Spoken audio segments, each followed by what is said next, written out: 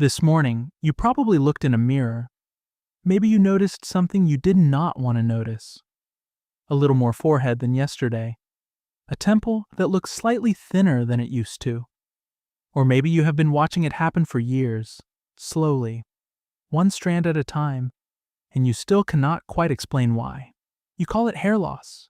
You treat it like a malfunction. But the real answer is far stranger than that. Your receding hairline is not a flaw. It might be a message. And decoding it means going back much further than your last shower. To understand why humans go bald, you need to understand something most people get completely backwards. Hair loss is not a failure of the body. It is a highly specific, tightly regulated biological process that your body runs on purpose. Using machinery it has spent millions of years perfecting. The question is not why your body is failing to grow hair. The question is why your body is actively, deliberately, methodically stopping it. And the answer begins with a single molecule. Dihydrotestosterone, or DHT, is a hormone derived from testosterone. Researcher James Hamilton laid the groundwork for understanding it in the 1940s, when he made a discovery that still stands as one of the most striking observations in the history of hair science. Hamilton studied men who had been castrated before puberty and found something remarkable. None of them went bald, not a single one. But when he administered testosterone to those same men, their hair began to thin. And if they had a genetic predisposition to baldness, full male pattern hair loss followed. Remove the hormone, no baldness. Restore the hormone, baldness returns. DHT was not destroying the hair follicles, it was sending them a signal. And the follicles, in certain parts of the scalp, were programmed to receive that signal and respond to it in a very specific way. They began a process called miniaturization. The hair shaft produced by each follicle becomes progressively thinner, shorter, and lighter with each growth cycle until eventually the follicle stops producing visible hair altogether. Here is what makes this strange. DHT does not affect every follicle equally. It specifically targets the follicles on the top and front of your scalp, the ones arranged in the pattern you recognize as male pattern baldness. The follicles on the sides and back of your head are largely resistant to DHT. They remain active even in men with severe hair loss. Surgeons exploit this exact fact during hair transplant surgery, relocating resistant follicles from the back of the scalp to areas that have gone bare, where they continue growing indefinitely because their resistance to DHT is encoded in the follicle itself, not the location. So why would your body evolve a hormone that selectively shuts down hair production on the top of your head? Why would natural selection preserve a gene that does something so apparently disadvantageous?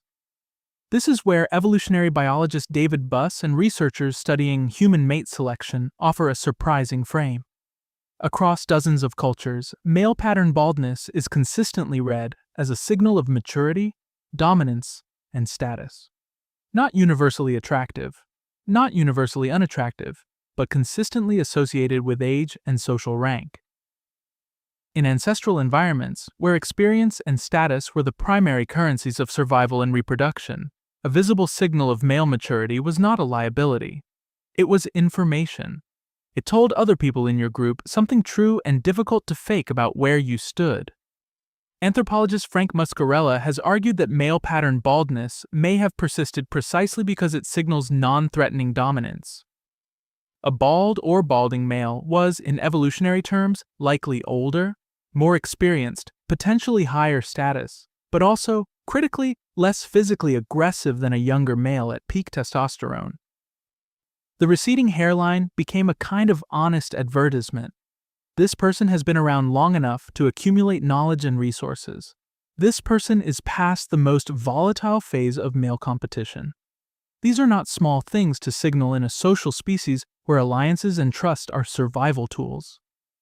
But the story does not stop at social signaling. There is another layer entirely, and it involves something far more fundamental than status. Researcher Nina Jablonski, who spent her career studying the evolution of human skin and hair, has documented how the loss of dense body fur across the entire human lineage was closely tied to our ancestors' need to regulate heat while running long distances across open savanna. Humans are extraordinary endurance hunters. Your body can cool itself through sweating in ways no other primate can match. Losing dense fur was a critical adaptation that allowed your ancestors to pursue prey for hours without overheating. But the scalp is an exception. The scalp retains hair even as the rest of the body loses it, because the top of the head is the surface most directly exposed to intense overhead sunlight. Hair on the scalp protects the brain from solar radiation and heat. This creates an interesting evolutionary tension for the bald scalp. A genuinely bald scalp is more vulnerable to sun damage than a covered one. But the trade-off may be that the signal being sent, the visible marker of age and status, was worth the minor biological cost in environments where social positioning was essential to survival. There is also the genetic side of this, which is far more complex than most people realize. Male pattern baldness is polygenic, meaning it is controlled by many genes working together, not a single inherited trait.